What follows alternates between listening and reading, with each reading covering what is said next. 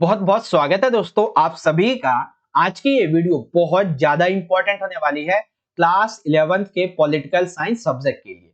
इसमें हम बात करेंगे आपकी सेकंड बुक के चैप्टर नंबर 3 के बारे में, जिसका नाम है समानता। इंग्लिश में कहें बच्चों तो इसे बोलते हैं इक्वालिटी। ठीक है, तो आपके इस चैप्टर से संबंधित पॉलिटिकल साइंस के जो आपका फाइनल का एग्जाम होने वाला है, इसके लिए इस चैप्टर से जितने भी मोस्ट इंपॉर्टेंट क्वेश्चन आंसर निकल सकते हैं, जितने भी निकल सकते हैं, उन सभी को यहाँ पे बहुत अच्छी तरीके से हम यहाँ पे समझने वाले हैं। और ये वे क्वेश्चन होने वाले हैं बच्चों जो आपसे हर बार पेपर में पूछे जाते हैं इस चैप्टर से। ठीक है, यानी कि समानता चैप्टर के वे क्वेश्चन जो ऑलरेडी कई सारे फाइनल एग्जाम्स में इस चैप्टर से पूछे जा चुके हैं, वो हम यहाँ पे डिस्कस करेंगे बहुत ही आसान से आसान तरीके से। सारे क्वेश्चन आपको समझा दिए जाएंगे। बस आपने करना क्या है, आज का ये जो हमारा एपिसोड है, ये जो वीडियो है, इसे आप कंप्लीटली एंड तक जरूर देख लेना। ठीक है, जब आप इसे एंड तक देख लोगे तो आप ये पाओगे कि हाँ भाई वाकई में चैप्टर नंबर 3 की बहुत ही बढ़िया और बेहतरीन तैयारी हो चुकी होगी। ठीक है, और सभी क्वेश्चन जो है आपको हिंदी में समझा दिए जाएंगे, और जो इंग्लिश मीडियम के बच्चे हैं ना, उनके लिए भी आंसर प्रोवाइड किए जाएंगे। तो सभी बच्चे ध्यान से देखें इस वीडियो को। Okay, now let's start this video. Okay, तो सबसे पहला प्रश्न आएगा हमारा चैप्टर के इंट्रो के संबंध में। तो क्वेश्चन ये बनेगा कि भाई समानता की परिभाषा क्या है, 2 मार्क्स में। ठीक है, और देखो मैं आपको क्वेश्चन ऐसे भी बता दूंगा कि अगर घुमा के पूछा जाए तो भी आंसर कैसे देगा। तो एक क्वेश्चन ऐसे पूछ लेगा कि समानता के तत्व लिखिए 2 मार्क्स में। ठीक है, या फिर समानता की विशेषताएं लिखिए। याद रखें, चाहे तत्व पूछे जाए, ठीक है, चाहे आपसे विशेषता पूछी जाए, दोनों एक ही हैं। तो आपको समानता की परिभाषा 2 मार्क्स में आ सकता है, तत्व विशेषता 2 मार्क्स में। ठीक है, कई बार पूछा गया है। तो सबसे पहले हम ये समझते हैं। देखो, एक चीज मैं आपको अच्छी चीज बता देता हूं कि जब भी आप चाहे स्वतंत्रता हो जाए, चाहे समानता हो जाए या न्याय हो जाए, जब आपसे इसकी परिभाषा पूछी जाए ना, या फिर चाहे आपसे अधिकार की परिभाषा पूछी जाए, ठीक है, तब पता है आप क्या करना है, एक लाइन हमेशा ये लिख देना कि स्वतंत्रता, समानता, न्याय, अधिकार, ये सभी ऐसे विषय हैं जिनकी भाई अलग अलग परिस्थितियों में अलग अलग विचारकों ने परिभाषाएं दी हैं। यानी कि इनकी परिभाषा हमेशा एक नहीं रहती है, बल्कि ये टाइम टू टाइम परिस्थिति के अनुसार चेंज हो जाती है। ठीक है ना, लेकिन नॉर्मली जब इसके मत की बात करेंगे तो ऐसे लिखेंगे कि समानता का जो अर्थ है वो ये है कि समाज में किसी व्यक्ति के साथ में वर्ग के आधार पे जाति, रंग, क्षेत्र, धर्म या फिर आर्थिक स्तर पे भेदभाव की मनाही। यानी कि समाज में जितने भी व्यक्ति रहते हैं, उन व्यक्तियों के साथ में आप छोटी बड़ी जाति को लेके, काले गोरे को लेके, ठीक है, क्षेत्र को लेके, धर्म को लेकर या फिर अमीरी गरीबी को लेके आप उसके साथ में भेदभाव नहीं करेंगे। यही समानता है। और साथ ही जो भी उनके लक्ष्य हैं उसको प्राप्त करने के लिए जो अवसर मिलते हैं, वो सभी को समान प्राप्त हो। ठीक है, अगर वो उसके योग्य है तो, योग्यता रखता है तो। ठीक है, दूसरी बात यह है कि समानता जो ये दावा करती है कि सभी मनुष्य हैं, ठीक है, सभी मनुष्य तो हैं ही, ठीक है, तो मनुष्य होने के नाते ही हर एक व्यक्ति को एक समान महत्व और सम्मान के अधिकारी हैं। यानी कि सभी को अपना जीवन जीने का अधिकार है और कोई दूसरे का अपमान नहीं करेगा, वो सम्मान का अधिकारी है। ठीक है ना, ये बातें यहाँ पे आती हैं। तो ये तो हो गया भाई समानता का अर्थ। अब बारी ये आती है कि इसके तत्व क्या है, इसकी विशेषताएं क्या है। ठीक है ना, तो जब हम इसके तत्व की बात करते हैं, इसकी विशेषता की बात करते हैं, तो सबसे पहले ये आती है कि भाई देखो, विशेष अधिकारों की अनुपस्थिति, अर्थात समाज में व्याप्त सभी विशेष अधिकारों को समाप्त करना होगा जिससे अन्य लोगों को अधिकार को मिल सके। देखो, सबसे पहली समानता की विशेषता क्या है कि जहां पे समानता होगी वहां पे विशेष अधिकारों की अनुपस्थिति होगी, यानी कि वहां पे विशेष अधिकार होंगे ही नहीं।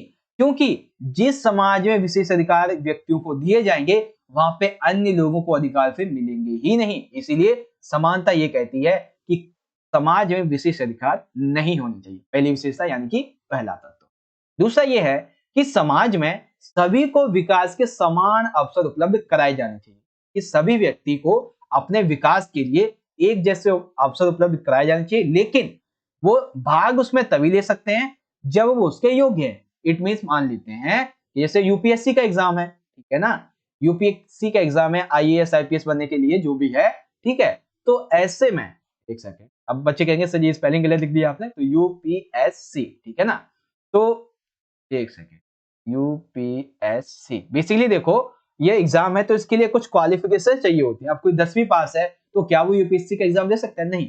तो इसीलिए यदि वो उस चीज के लिए योग्यता रखता है तो उसे वो अवसर मिलना चाहिए। ये समानता के तत्व में बात आ जाती है। तीसरा ये कि सभी व्यक्तियों की न्यूनतम आवश्यक पूर्ति के लिए अवसर मिलने चाहिए। हाँ, ये बात जरूर है कि समाज में जितने भी व्यक्ति हैं उन सभी को रोटी, कपड़ा, मकान, स्वास्थ्य, ठीक है, स्वच्छ जल, इसके लिए एक जैसे अवसर मिलने चाहिए। ये जरूर इंपॉर्टेंट है, ठीक है। उसके बाद में चौथा ये आता है कि मान लेते हैं समानता में ये कहा जाता है कि भेदभाव नहीं करना चाहिए, लेकिन भेदभाव आप कर सकते हैं कब? जब वो तर्क संगत हो। जैसे एग्जांपल के लिए मैं मान लेता हूं कि एक तरफ है विकलांग लोग, ठीक है, एक तरफ है विकलांग लोग और एक तरफ है हम नॉर्मल लोग। तो ऐसे में जो पार्क की जगह है वहां पे या फिर कोई बस स्टैंड है तो वहां पे इनके लिए कुछ विशेष प्रकार के स्थान बनाए जाने चाहिए जहां पे ये बस से आसानी से चढ़ सके, पार्क में आसानी से आ जा सके। भाई हम नॉर्मल लोग हैं तो हमारे लिए इसकी जरूरत है नहीं। तो वही चीज है कि अगर भेदभाव करना ही है तो उसका एक उचित कारण होना चाहिए। जैसा हमने विकलांग और एक नॉर्मल व्यक्ति में देखा है, विकलांग को आप थोड़ी पेंशन भी दे सकते हैं, जैसे प्रधानमंत्री जी ने दे रखा है विकलांगता पेंशन, जो पेंशन योजना है, ये सारी चीजें। तो यानी कि यदि आपको भेदभाव करना है तो एक एक्यूरेट रीजन होना चाहिए उस चीज, ठीक है। ये चीज समझ में आई? तो समानता क्या है? देखिए मैं आपका एक चीज आप पहले बता देता हूं कि मैं आपका यहाँ पे टाइम जरूर आपका कंज्यूम कर रहा हूं, बट आपको सारी चीजें अच्छे से भी समझा रहा हूं, ठीक है। क्या फायदा उस चीज का जिससे आप 2 से 3 से 4-5 बार देखते रहो, और सबसे अच्छी तो ये बात है एक ही बार में आप समझ लो, हालांकि 10 से 5 मिनट ही आपके ज्यादा जाएंगे, ठीक है ना, ये चीज है। चलिए बाकी जो इंग्लिश मीडियम के बच्चे यहां से देख सकते हैं कि what is the definition of equality. तो इक्वालिटी का मीनिंग क्या है और ये क्लेम क्या करती है, ये आप देख सकते हैं। And right the elements of equality या फिर right the characteristics of equality, ठीक है। तो इसके एलिमेंट्स क्या है या फिर कैरेक्टरिस्टिक्स क्या है इसकी, वो आप यहां से इजीली सबको पढ़ सकते हैं। ओके बच्चों, चलिए बात करते हैं सेकंड क्वेश्चन। सेकंड क्वेश्चन ये है कि भाई अवसर की समानता से आप क्या समझते हैं? जैसा कि अभी हमने देखा था कि अवसर सभी को मिलने चाहिए, तो आखिर ये जो अवसर की समानता ये होती क्या है? ये प्रश्न आपसे बच्चों ज्यादातर 4 मार्क्स में आया है, लेकिन कई बार ये 2 मार्क्स में भी आ जाता है, ठीक है ना। देखिए अवसर की समानता का यहाँ पे मेनली मतलब क्या है? बेसिकली देखो, समाज में बहुत से वर्गों के लोग रहते हैं, ठीक है। तो हमेशा ये कहा जाता है इसमें कि समाज में जितने भी लोग रहते हैं सभी को अवसर मिलने चाहिए बिना किसी भेदभाव के। यानी कि मान लेते कोई अवसर निकलता है, कोई एग्जाम निकलता है, तो ऐसे में आप किसी व्यक्ति के साथ में धर्म के आधार पे, मूल वंश, जाति, लिंग, जन्म स्थान या फिर आर्थिक आधार पे उसके साथ भेदभाव नहीं कर सकते हो, ठीक है ना। किसी भी आधार पे उसमें प्रवेश के लिए आप भेदभाव नहीं करेंगे। यदि वो योग्यता रखता है तो वो पा सकता है भाई, ठीक है, ये चीज है। तीसरे ये कि भाई सरकार जो है उसे ये सुनिश्चित करना चाहिए कि बच्चे हो गए, महिलाएं हो गई तथा सामाजिक और जो शैक्षणिक स्थिति है इनकी, किनकी, बच्चे और महिलाएं की, ये अच्छी होनी चाहिए। बच्चों को सामाजिक तौर पे, शैक्षणिक तौर पे मजबूत बनाओ, महिलाओं को भी मजबूत बनाओ, और साथ ही वे लोग जो पिछड़े वर्ग के लोग हैं उनके लिए आप विशेष योजनाएं लागू कर सकते हैं, ठीक है ना। ये चीज आ जाती है। तो अवसर की समानता का क्वेश्चन ये ज्यादा से ज्यादा आपसे 4 मार्क्स में आ जाएगा, लेकिन मोस्टली जो है वो 2 मार्क्स में आ जाएगा। ओके, अब इस अवसर की समानता में याद रखें जब 4 मार्क्स से आपका क्वेश्चन आएगा ना तो आप एक पार्ट लिख देंगे आरक्षण, ठीक। लेकिन जब 2 मार्क्स का आएगा तब आप इसे नहीं लिखेंगे। आरक्षण, बेसिकली आरक्षण जो है इसका मतलब ये है कि समाज में उपस्थित अनुसूचित जाति तथा अनुसूचित जनजाति एवं जो आदिवासी लोग हैं इन सभी के विकास के लिए सरकारी जो शैक्षिक संस्थान है, सरकारी जो नौकरियां हैं, इनमें कुछ हद तक इन्हें छूट दे दी गई है। जैसे कि मान लेते हैं यहाँ पे जो यूपीएससी का एग्जाम है इसमें नॉर्मली जो जनरल कैटेगरी के हैं उनके लिए 97% मार्क्स चाहिए, ठीक है। तो ऐसे में ये जो अनुसूचित जाति, जनजाति, आदिवासी हैं इनके लिए मात्र 90% का कोटा रखा गया है, और इवन इसमें कुछ और भी छूट दे दी जाती है इसको, मतलब इन सभी को, ठीक है ना। ये मैंने बस एक अनुमान लगाया है, ठीक है, होता कुछ और ही होगा, इतनी नॉलेज है नहीं, लेकिन हाँ अनुमान लगाया मैंने, ठीक है ना। तो इससे इसका मतलब क्या हुआ? इसका मतलब ये हुआ कि जब हम इन्हें थोड़ा सा आरक्षण दे देंगे और जब ये अब विकसित हो जाएंगे, बाकी के समाज के जो नॉर्मल लोग हैं वहां तक पहुंच जाएंगे, तो हम इनको हटा देंगे इनका आरक्षण को, ठीक है। लेकिन अभी आप देखोगे ना तो मेरी इसी बात को लेके बहुत ज्यादा मतभेद आपको राजनीति में देखने को मिलेगा। ये कि भाई आज के टाइम पे एक दलित जो है, ठीक है ना, वो जब मान लेते एक टाइम के लिए राष्ट्रपति बन जाता है, या फिर मान लेते हैं कि एक टाइम के लिए कोई बड़ा प्रधानमंत्री बन जाता है, या फिर मान लेते हैं कोई अधिकारी बन जाता है, तो उसे जो आरक्षण का कोटा दिया गया वो हटा देना चाहिए, ठीक है। लेकिन जो इसके समर्थक जो व्यक्ति हैं वो क्या कहते हैं कि भैया ऐसा नहीं है, ये हमेशा चलता रहेगा, ठीक है ना। तो ये एक मतभेद है जो कि चलता रहता है, ये चीज है भाई, समझ में आ गया अवसर की समानता क्या है, 2 मार्क्स में बता देंगे, जब 4 मार्क्स में आएगा तो आरक्षण भी बता देंगे। चलिए, अब जो बच्चे इंग्लिश मीडियम के हैं वो यहाँ से पढ़ सकते हैं कि what do you understand by equality of opportunity. तो जब 2 मार्क्स में आएगा तो आपको बस ये 3 पॉइंट लिख दें, ठीक है। जब 4 मार्क्स में आएगा तो आपको रिजर्वेशन और ऐड कर दें। ओके, नाउ अब जो हमारा क्वेश्चन है बहुत ज्यादा इंपॉर्टेंट आने वाला है बच्चों, कि समानता के प्रकारों का वर्णन करो, ठीक है ना। तो समानता के 1 नहीं, 2 नहीं, 3 4 5 तरीके के प्रकार हैं, वो हमें समझाने कितने तरीके के प्रकार, ठीक है भाई। तो समानता के प्रकार, सबसे पहला आ जाता है बच्चों प्राकृतिक समानता। ये समानता आप सभी को पता होगी। प्राकृतिक का मतलब यानी कि मनुष्य, देखो हम सभी मनुष्य हैं, इसका मतलब क्या है कि प्राकृतिक रूप से हम सभी मनुष्य हैं, समान है, तो इसीलिए क्या है कि हम सभी को एक जैसे अवसर मिलने चाहिए, ठीक है, सिंपल सा ये प्राकृतिक समानता है। जैसे कि हम मनुष्य हम बोल सकते हैं, हमारा रंग रूप जो है थोड़ा बहुत अलग होता है लेकिन है तो इंसान ही, ये प्राकृतिक समानता है। दूसरी है सामाजिक समानता। इसका मतलब ये है कि समाज में उपस्थित जितने भी लोग हैं उसमें आप जाति, धर्म, वंश, लिंग, रंग के आधार पे भेदभाव नहीं कर सकते, ठीक है ना। ये बात आती है। तीसरी आ जाती है बच्चों नागरिक और कानूनी, जिसे हम नागरिक समानता भी कह सकते हैं, इसे हम कानूनी समानता भी कह सकते हैं। इसका मतलब ये है कि हर एक व्यक्ति कानून के समक्ष समान होगा, अर्थात कानून जो है वो किसी व्यक्ति के साथ में इन सभी आधार पे भेदभाव नहीं करेगा, ठीक है ना। और इसीलिए इस समानता को हम नागरिक समानता भी कह देते हैं, ठीक है। नागरिक समानता में धार्मिक समानता आ जाती है, भाषा देने की समानता आती है, प्रेस आदि की स्वतंत्रता में शामिल हो जाती है, ठीक है भाई। प्राकृतिक, सामाजिक, नागरिक और कानूनी, 3 कंप्लीट। उसके बाद में आगे और भी आ जाती हैं। इसमें चौथी है राजनीतिक समानता। इसका मतलब यह है कि भारत में जो व्यक्ति भारत का नागरिक बन चुका है तो उसे एक एज होने के बाद में, पहले एज 21 थी, ठीक है, अब एज है 18, तो 18 वर्ष की आयु के बाद में सभी को वोट देने का अधिकार हो जाता है, जिसके लिए आपको क्या बनवाना पड़ता है, अपना पहचान पत्र, ठीक है। पहचान पत्र बनवा लीजिए, आप वोट देने के अधिकारी बन जाएंगे, ठीक है। तो सभी को वोट देने का अधिकार एवं अपनी मनपसंद सरकार चुनने का अधिकार मिल जाता है। और कई बार तो जो बंदा वोट दे भी रहा है वो भी चुनाव लड़ने का अधिकारी होता है, ठीक है ना। तो ये बातें आती हैं राजनीतिक समानता के अंतर्गत, और इसमें किसी भी आधार पर भेदभाव नहीं होता, ठीक है। पांचवा आ जाता है बच्चों आर्थिक समानता। इसका मतलब ये होता है कि हर एक व्यक्ति को अपनी मौलिक आवश्यकताओं, जैसे कि बेसिकली मौलिक आवश्यकताओं का मतलब क्या हो गया, मौलिक आवश्यकता का मतलब हो गया रोटी, कपड़ा, मकान, चिकित्सा, स्वच्छ जल, ये सारी चीजें, ठीक है। तो इन सभी के विकास के लिए, इन सभी को पाने के लिए सरकार जो है वो ये सुनिश्चित कर दे कि जो व्यक्ति एक जैसा काम कर रहे हैं उन्हें एक जैसा पैसा दिया जाए, ठीक है ना। और साथ ही व्यवसाय और समान रूप से जो आर्थिक क्रियाकलाप है उनको करने के लिए सरकार के द्वारा लोगों को प्रोत्साहन दिया जाना चाहिए, लोगों को मोटिवेट करना चाहिए कि आप कार्य करो, पैसा हम लगाएंगे, ये चीज है, ठीक है। इसको बोलते हैं आर्थिक समानता। तो भाई बहुत प्रकार की समानताएं होती हैं जिसमें हमने सारी डिस्कस कर ली हैं।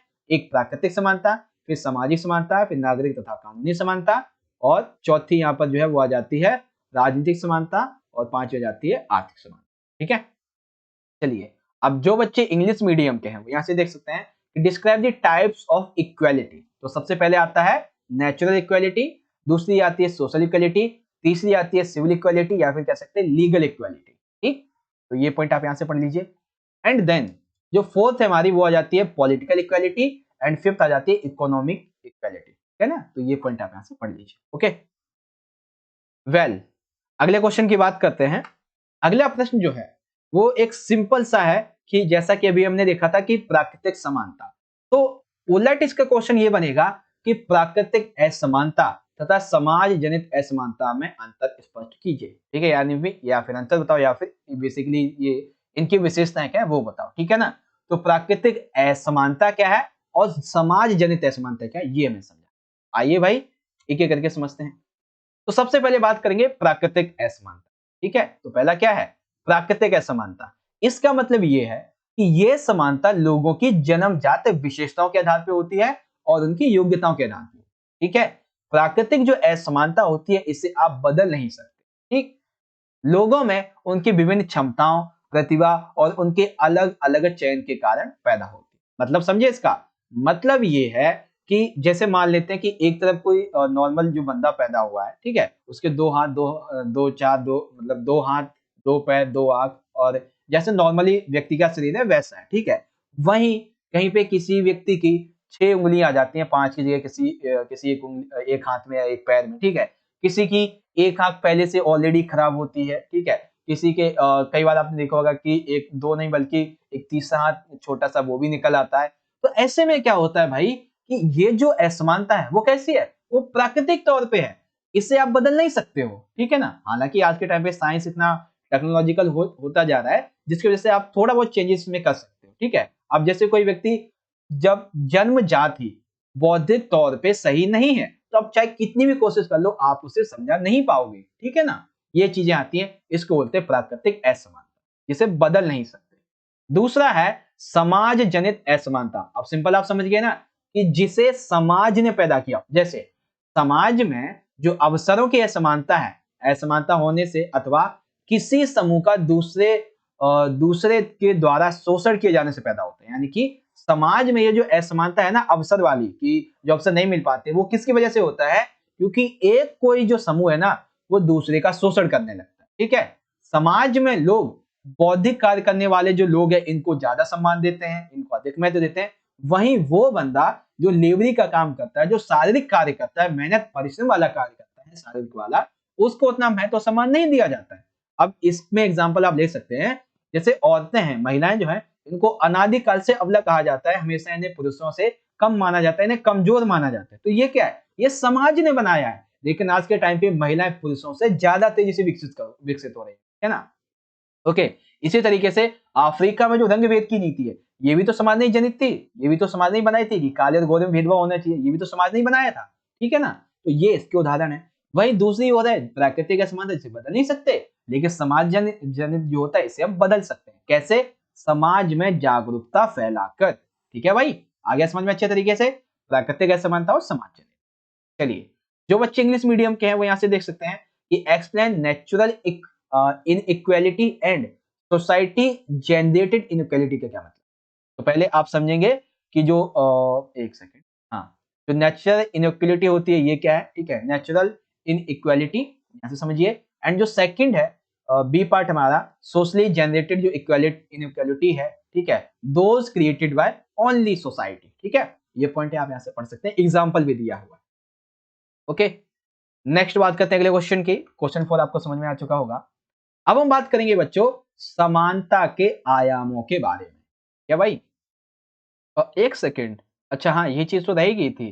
देखो, यदि अभी तक की आपको वीडियो अच्छी लग रही हो, आपको समझ में आ रहा हो अच्छे तरीके से, तो आपने करना क्या है, आपको आपको जितना भी हो सके वीडियो को लाइक कर देना और शेयर तो जरूर कर देना आपके जो क्लासमेट्स हैं इनके साथ में, ताकि वो भी इस चैप्टर को अच्छे समझ सकें। और हाँ, यदि आपने चैनल को अभी तक सब्सक्राइब नहीं किया है, नए हैं, तो सब्सक्राइब जरूर कर लेना। और कमेंट बॉक्स में सभी बच्चे मुझे अपना फीडबैक देके जरूर जाए कि आपको वीडियो कैसा लगा। ओके बच्चों, चलिए, जैसा कि हमने देखा था, नेक्स्ट क्वेश्चन होने वाला है हमारा 6 मार्क्स का, और बहुत इंपॉर्टेंट प्रश्न है बच्चों, समानता के आयामों का वर्णन करो, ठीक है। तो समानता के जो टोटली आयाम है वो तीन है, ठीक है। वैसे में आपसे 2-2 मार्क्स से 3 क्वेश्चन भी इससे पूछे जा सकते हैं। ओके, तो समानता के कितने आयाम है, 3 आयाम है। कौन कौन से आयाम है अभी आपको समझाएंगे। सबसे पहले आयाम की बात कर लेते हैं, जो कि है राजनीतिक समानता, ठीक है। राजनीतिक समानता का मतलब ये है कि सबसे पहला पॉइंट आप ये लिख देंगे कि राजनीतिक समानता में जो नागरिक होते हैं उन्हें नागरिकता दी जाती है, ठीक है। जब नागरिकता दे दी जाती है तो नागरिकता के साथ ही देखो, भारत जो है इसने क्या कर रखा है कि जैसे ही किसी भी देश किसी भी व्यक्ति को भारत की नागरिकता मिलेगी, नागरिकता मिलने के साथ ही उसे मतदान का अधिकार मिल जाता है, उसे संगठन बनाने का अधिकार मिल जाता है, उसे अभिव्यक्ति की स्वतंत्रता मिल जाती है, उसे देश में कहीं भी आने जाने का अधिकार मिल जाता है। यानी कि जो मौलिक अधिकार है हमारे, वो उसे मिल जाते हैं जब वो एक देश का नागरिक बनता है, ठीक है ना। तो यानी कि राजनीतिक समानता में नागरिकता बहुत से अधिकार एक साथ लेके आती है, ठीक। नागरिकों को मतदान करने का और या फिर मतदान करके अपने प्रतिनिधि को चुनने का अधिकार मिलता है, ठीक है। साथ ही वह स्वयं भी प्रतिनिधि के रूप में निर्वाचित हो सकता है, जिसमें किसी भी प्रकार का कोई भेदभाव नहीं होता, ठीक है। बेसिकली राजनीतिक जो समानता है इसकी जरूरत हमें इसलिए पड़ी ताकि हम उन बाधाओं को हटा सके, उन बीच के जो रोड़े हैं ना, जो पत्थर हैं, उनको हटा सकें जो जनता के और सरकार के बीच में आते, ठीक है ना। तो ये सारी चीजें हैं। और राजनीतिक समानता में ये भी कहा जाता है कि सरकार जो है वो लोगों को कुछ ऐसे जो अवसर है वो उपलब्ध कराए ताकि वो अपना विकास कर सके, सिंपल सा, ठीक है। तो कैसे याद रखेंगे राजनीतिक समानता का, कि राजनीतिक समानता में नागरिकों को नागरिकता प्रदान की जाती है। नागरिकता अपने साथ मतदान का अधिकार, संगठन और व्यक्ति का अधिकार लेके आती है, जिससे वो स्वयं प्रतिनिधि चुन सकते हैं, ठीक है, स्वयं भी प्रतिनिधि के रूप में निर्वाचित हो सकते हैं, बेसिकली सरकार में अपनी भागीदारी सुनिश्चित कर सकते हैं। इसीलिए हमें इसकी जरूरत है ताकि जनता और सरकार का आपस में संबंध बना रहे। ठीक, दूसरा आ जाता है बच्चों, यहाँ पे हम बात करेंगे आर्थिक समानता। ठीक है, दूसरा आयाम क्या हो गया, आर्थिक समानता। आर्थिक समानता का जो लक्ष्य है वो ये होता है कि धनी और निर्धनी समूहों के बीच की खाई को कम करना, यानी कि समाज में बहुत ज्यादा धनी लोग रहते हैं, बहुत ज्यादा निर्धन, जैसे कि एक व्यक्ति वो है जो डेली का 10,000 कमाता है, ठीक है, एक व्यक्ति वो है जिसे एक टाइम का जो खाना है वो भी नसीब नहीं हो पाता है। तो ऐसे में ये जो एक बहुत बड़ी खाई है ना असमानता की, इससे समाप्त करने से कम करने की बात कही जाती है आर्थिक समानता।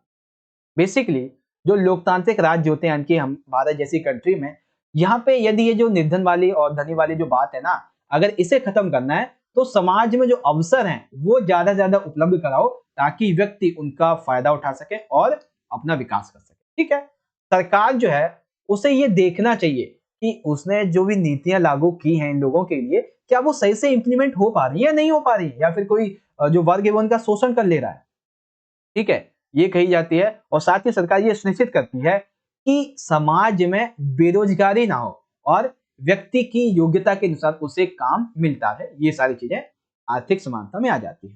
ठीक, तीसरा आ जाता है बच्चों सामाजिक समानता। बेसिकली वह समाज जहां पे जन्म के आधार पे, जाति के आधार पे, धर्म के आधार पे, लिंग की इत्यादि के आधार पे भेदभाव नहीं किया जाता, वहां पर सामाजिक समानता होती है। सिंपल सी बात है कि समाज में किसी भी आधार पर भेदभाव नहीं होगा तो सामाजिक समानता वहां पे स्थापित होगी। ठीक है ना, बेसिकली विभिन्न समूह और समुदाय के जो लोग हैं, इनके पास में संसाधनों तक पहुंचने के जो अवसर हैं उनको पाने का बराबर उचित मौका इन्हें मिलना चाहिए, और समाज में सभी लोगों के जीवन यापन के लिए अनिवार्य कार्य के साथ में, ठीक है ना, इसका मतलब क्या हुआ, सिंपल सा मतलब ये हुआ कि समाज में जो भी लोग रहते हैं, जो भी समुदाय के लोग रहते हैं, उनके पास में अपने विकास करने के लिए जो संसाधन है वो मिलने चाहिए, अवसर मिलने चाहिए। ठीक है, अनिवार्य चीजें जैसे कि स्वास्थ्य, शिक्षा और पोषक आहार, न्यूनतम वेतन गारंटी, ये सभी मिलना चाहिए। ठीक है ना, साथ ही जो वंचित वर्ग जो महिलाएं हैं, इन्हें थोड़े आरक्षण या फिर एक तरीके से थोड़े ज्यादा अधिकार दिला के बेसिकली इनकी जो भागीदारी है वो समाज में ज्यादा बनानी चाहिए। ये सरकार का मेन दायित्व होना चाहिए।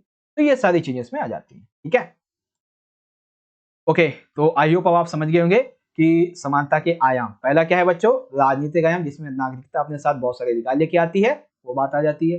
दूसरा है आर्थिक समानता, जिसमें जो धनी गरीब है इसको खत्म करने के लिए उपलब्ध अवसर है वो उपलब्ध कराओ, बेरोजगारी ना हो ऐसा देखो, योग्यता अनुसार व्यवसाय मिल सके, ये बात आती है। और तीसरा कि भेदभाव नहीं होना चाहिए और कुछ संसाधन अवसर दिला के इसको खत्म कर सके। ठीक है ना, जो सामाजिक असमानता फैली होती है उस, ओके, वेल, जो बच्चे इंग्लिश मीडियम के हैं वो यहां से देख सकते हैं कि describe the dimensions of equality. तो first dimension of equality is that कि पॉलिटिकल इक्वालिटी, है ना, तो पॉलिटिकल इक्वालिटी के संबंध में आप ये 4 पॉइंट पढ़ लीजिए। ठीक, और उसके बाद में उसके बाद में आता है जो इकोनॉमिक इक्वालिटी, इकोनॉमिकल इक्वालिटी उसके बारे में, और जो सोशल इक्वालिटी है उसके बारे में आप ये पॉइंट पढ़। ठीक है, इकोनॉमिक के बारे में ये आ जाएंगे और जो सोशल है उसके बारे में ये पॉइंट आ जाएंगे आपके। ठीक है भाई, समझ में आ गया आप सभी को। अब जो हमारा प्रश्न है ये भी बहुत ज्यादा इंपॉर्टेंट होने वाला है कि आखिर समानता को बढ़ावा कैसे दिया जा सकता है, यानी कि यदि हमें समानता को और ज्यादा मजबूत करना है, समानता को और ज्यादा लोगों तक पहुंचाना है, समानता और ज्यादा बेसिकली विकसित करनी है, तो आखिर ये किया कैसे जा सकता है। ठीक है, तो इसके 2 तरीके हैं।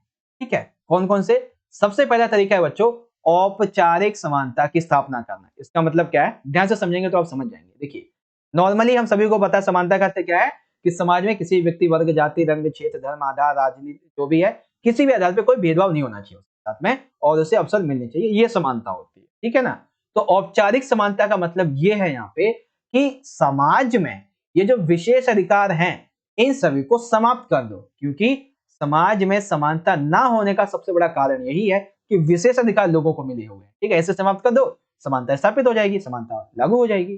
दूसरा ये कि भारत में समान अवसरों की एक विशेष समस्या जो है वो सुविधाओं की कमी की वजह से नहीं है, यानी कि समाज में जो अवसर है वो तो बहुत ज्यादा है, बहुत सारे अवसर हैं। अगर आपके पास योग्यता है ना तो आप समाज में देखेंगे इतने ज्यादा अवसर हैं, आप अपना विकास कर सकते हो। ठीक है ना, अवसर की कमी नहीं है। कमी सबसे बड़ी पता है क्या है कि हमारे समाज में कुछ लोग ऐसे हैं जिन्होंने रूढ़िवादिताओं को, रीति रिवाजों को, जो पुरानी सोच है उसे फैला रखा है कि जैसे महिलाएं नौकरी नहीं कर सकती, महिलाएं घर से बाहर नहीं जा सकती, लड़कियों को ज्यादा पढ़ाना नहीं चाहिए, उन्हें शादी के बाद में चौला चूका ही करना है। लेकिन ये जो रीति रिवाज है ना, ये जो मन गणन जो कहानियां है ना, इन्हीं की वजह से लोग अवसरों से छूट जाते हैं, खास करके महिलाएं और जो वंचित वर्ग होता है वो, क्योंकि बड़े-बड़े जो अमीर वर्ग होते हैं वो इन्हें क्या करते हैं, उन तक पहुंचने ही नहीं देते। ठीक है ना, ये बात आ जाती है। उदाहरण के तौर पे मान लेते हैं जैसे औरतें जो हैं इनको उत्तराधिकारी का अधिकार नहीं दिया जाता है, ठीक है, साथ ही इनको शिक्षा का अधिकार नहीं दिया जाता है, गरीबों को मताधिकार नहीं दिया जाता है, ठीक है। हालांकि भारत ने ऐसा कह रखा है कि सभी को सब कुछ मिल रहा है, ठीक है, लेकिन फिर भी कुछ क्षेत्र ऐसे हैं जहां पे ऐसा नहीं हो पाता है। क्यों नहीं हो पाता है? सबसे बड़ी कमी क्या है उनकी? क्योंकि वहां पे कुछ सामाजिक रीति रिवाज है, वहां पे कुछ जो पुराने टाइम से नियम चले आ रहे हैं वो है। तो भारत ने इस संबंध में प्रावधान किए हैं। भारत ने महिलाओं के विकास के लिए, शिक्षा के विकास के लिए बेटी बचाओ बेटी पढ़ाओ का अभियान चलाया है। अनुच्छेद जो 17 है जिसमें छुआछूत का अंत किया गया है, ये बात कही गई है, ठीक है ना। चौथा ये, भारत ने जाति, नस्ल, धन, लिंग के भेदभाव के आधार पे सभी नागरिकों को कानून के एक समान बर्ताव के सिद्धांत के रूप में समाहित किया, यानी कि भेदभाव नहीं होगा और सभी नागरिक कानून के समक्ष एक जैसे होंगे, चाहे अमीर हो, गरीब, काला, गोरा, जाति, लिंग, वटेवर जो भी है, बस भारत का नागरिक होना चाहिए, वो कानून के समक्ष एक जैसा है। ठीक है, तो औपचारिक समानता की स्थापना समझ में आ गई। दूसरी आ जाती है कि भाई विभेदक बर्ताव के द्वारा, ठीक है ना। अब ये विभेदक बर्ताव का क्या मतलब है? इसका मतलब ये है, पहला पॉइंट ये समझिए कि समानता के सिद्धांत को यथार्थ में बदलने के लिए, कि समानता जो है यदि हमें वाकई में वास्तविक रूप से इसे बेसिकली अगर हमें स्थापित करना है तो इसके लिए औपचारिक समानता बहुत अच्छा उपाय है, लेकिन पूरी तरीके से नहीं। क्यों भाई? क्योंकि देखो, कभी कभी ये सुनिश्चित करने के लिए कि जो अधिकार हमने लोगों को दिए हैं वो अधिकार जो है लोग अपना सही से उपयोग कर पाए, इसके लिए हमें उनके साथ अलग अलग बर्ताव करने की आवश्यकता होती है। जैसे मान लेते हैं सभी को हमने, सभी नागरिकों को बाहर आने जाने के लिए, ठीक है ना, अधिकार दे रखा है, तो ऐसे में विकलांग जो लोग हैं इनके लिए सार्वजनिक स्थानों पर विशेष ढलान ये बनवाना जरूरी होता है, ठीक है ना। लेकिन अगर आप नॉर्मल व्यक्ति जो है चल फिर लेता है उसके लिए जरूरी है नहीं। तो ऐसे में क्या होता है कि कभी कभी हमें जो है उस व्यक्ति की क्षमता के अनुसार भी उसके साथ में बर्ताव करना चाहिए, ठीक है। अब जैसे कॉल सेंटर में काम करने वाली जो महिला है, जब रात के टाइम और सुबह के टाइम घर से आती और जाती है तो उसे सुरक्षा की जरूरत होती है, तो उससे हम सुरक्षा देकर ये बता सकते हैं कि हाँ भाई, कुछ मामलों में अलग अलग बर्ताव करना भी बहुत ज्यादा जरूरी हो जाता है, ठीक है ना। हमेशा एक जैसा बर्ताव जरूरी नहीं है। ओके भाई, समझ में आ गया? औपचारिक समानता की स्थापना करके और विवेक बर्ताव के द्वारा। अब जो बच्चे इंग्लिश मीडियम के वो भी यहां से पढ़ सकते हैं कि how can equality be promoted. तो सबसे पहला है कि इस्टेब्लिशमेंट ऑफ फॉर्मल इक्वेलिटी, कि जो फॉर्मल इक्वेलिटी है इसको पूरी तरीके से इंप्लीमेंट करके, पहले आप मीनिंग लिख देंगे, ठीक है ना, पहले मीनिंग लिख देंगे, उसके बाद में जो आपके पॉइंट आ जाते हैं विद एग्जांपल ये आप लिख देंगे, ठीक है। एंड देन जो सेकंड पार्ट आ जाता है इक्वेलिटी बाय डिफरेंशियल ट्रीटमेंट। तो इक्वेलिटी बाय डिफरेंशियल ट्रीटमेंट के संबंध में ये जो पॉइंट है ये आप लिख देंगे, ठीक है भाई। चलिए आगे बात करते हैं अगले क्वेश्चन की। क्वेश्चन हमारा ये है और सबसे एक तरीके से हम कह सकते हैं आखिरी है क्या? हाँ, चेक कर लिया, बिल्कुल। ये जो प्रश्न है ये आपका आखिरी प्रश्न है और ये जो है वो ज्यादातर आपसे 4 मार्क्स से पूछा गया है, जिसका आधा भाग आपसे 2 मार्क्स से पूछा जाता है और पूरा भाग 4 मार्क्स, ठीक है। प्रश्न है हमारा कि सकारात्मक कार्यवाही से आप क्या समझते हैं, ठीक है। तो सकारात्मक जो कार्यवाही है ये आपसे 2 मार्क्स में पूछी जाती है, ओके। उसके बाद में यह वंचित लोगों से कैसे साबित हो सकती है, कि जो वंचित लोग हैं इनके लिए सही साबित कैसे हो सकती है आपको बताना है, ठीक है ना। तो इसलिए 4 मार्क्स से आपका ये क्वेश्चन है, ध्यान से समझिएगा। सकारात्मक कार्यवाही क्या होती है? तो देखिए सकारात्मक कार्यवाही का मतलब ये है कि हमने देखा है कि संविधान ने और समाज ने भी समानता की स्थापना के लिए, समानता में वृद्धि के लिए बहुत से जो कानून है वो बनाए हैं, ठीक है ना। बहुत से जो कानून है वो बना दिए हैं, लेकिन उनको अच्छी तरीके से इंप्लीमेंट नहीं कर पाया, अभी पूरी तरीके से इंप्लीमेंट नहीं हो पाया। तो ऐसे में सकारात्मक कार्यवाही के तहत समानता की स्थापना और वृद्धि के लिए जो कानून बनाए गए हैं उनको शीघ्र अतिशीघ्र लागू करना, इंप्लीमेंट करना, यही सकारात्मक कार्रवाई कहलाती है। अब ये जो वंचित लोग हैं इनके लिए कैसे अच्छी हो सकती है। तो सबसे पहले तो ये कि जो निम्न और वंचित समुदाय हैं इनको क्या किया जाता है, सकारात्मक कार्रवाई के तहत कुछ सुविधाएं विशेष प्रदान की जाती हैं ताकि ये अपना विकास कर सके। दूसरा ये कि वंचित समुदायों के लिए जो छात्र लोग होते हैं इनके लिए छात्रवृत्ति और हॉस्टल जैसी सुविधाएं हैं ये फ्री में प्रोवाइड करवाई जाती हैं। ठीक है। तीसरा ये कि नौकरियों में और जो शैक्षिक संस्थाएं इन सभी में प्रवेश पर भी विशेष व्यवस्था इनके लिए की जाती है ताकि ये विकास अपना कर सके।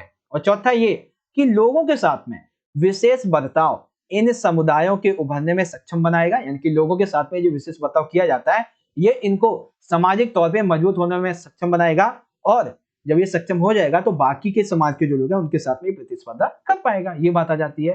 तो हाँ, वाकई में कि वंचित लोगों के लिए ये जो सकारात्मक कार्यवाही है ये सही रूप में साबित होती है। ठीक है, तो क्या है, क्या ये साबित होती है, ये पॉइंट आप यहां से समझ सकते हैं। ओके बच्चों, चलिए अब जो बच्चे इंग्लिश मीडियम के हैं वो यहां से देख सकते हैं कि what do you understand by affirmative action and how can it prove right to be unprivileged. ठीक है ना। तो पॉजिटिव एक्शन मीनिंग क्या है पॉजिटिव एक्शन, नहीं नहीं नहीं, बेसिकली जो अफर्मेटिव एक्शन इसका मतलब क्या है या फिर पॉजिटिव एक्शन मीनिंग जो सकारात्मक कार्रवाई है बेसिकली वो आप यहाँ पे देख लेना। इंग्लिश का जो ट्रांसलेशन है वो थोड़ा सा यहाँ पे मिस्टेक सा हो गया है, थोड़ा सा वर्ड नॉर्मली आ गया है। ठीक है ना, पॉलिटिकल का जो वर्ड होता है वो यहाँ पे लिया नहीं मैंने, नॉर्मली लिया। ठीक है, तो अफर्मेटिव एक्शन क्या है, taken by many forms that is this. Okay, आप इन सभी को यहाँ से इजीली रीड आउट करो और यहाँ से समझ सकते हो। ठीक है भाई। ओके वेल कॉन्ग्रेचुलेशंस, क्योंकि यहाँ पे हमने आज का जो हमारा चैप्टर है चैप्टर नंबर 3 इसे कंप्लीटली बहुत अच्छी तरीके से समझ लिया। देखिए यदि आपको एक सेकेंड, हाँ, चैप्टर नंबर 3 जो था हमारा समानता यानी इक्वालिटी, जिसे हमने बहुत अच्छी तरीके से समझ लिया है। आई होप आप सभी को भी बहुत अच्छी तरीके से ये समझ में आ चुका होगा। अगर आपको वीडियो अच्छा लगा है तो जितना हो सके बच्चों उतना लाइक करो। लाइक आप तभी करना जब आपको अच्छे तरीके से पूरा का पूरा चैप्टर समझ में आ चुका हो। अगर कुछ भी डाउट रह जाता है आपका तो इंस्टाग्राम का आपको लिंक मिल जाएगा डिस्क्रिप्शन बॉक्स में, वहां से जाके आप फॉलो कर लेना और मैसेज भी डाउट वगैरह पूछ सकते हो आप हमसे। ठीक है, लाइक कर देना समझ आ गया हो तो, और फिर आपको सिंपल सा करना क्या है, शेयर कर देना दोस्तों के साथ में ताकि वो भी इसको देख सके और अपने एग्जाम की तैयारी कर सके। ठीक है, और सभी बच्चे मुझे कमेंट बॉक्स में अपना फीडबैक देके जरूर जाएंगे कि जो मैंने आपको समझाया वो आपको समझ में आया या नहीं। ठीक है, ताकि मुझे भी तो समझ में आ सके कि हाँ भाई बच्चों को समझ में आ रहा है या नहीं। ओके वेल, मिलेंगे आपसे नेक्स्ट वीडियो में। तब तक के लिए आप सभी पढ़ते रहें और अपना अच्छे से ख्याल रखिएगा। धन्यवाद। जय हिंद, वंदे मातरम।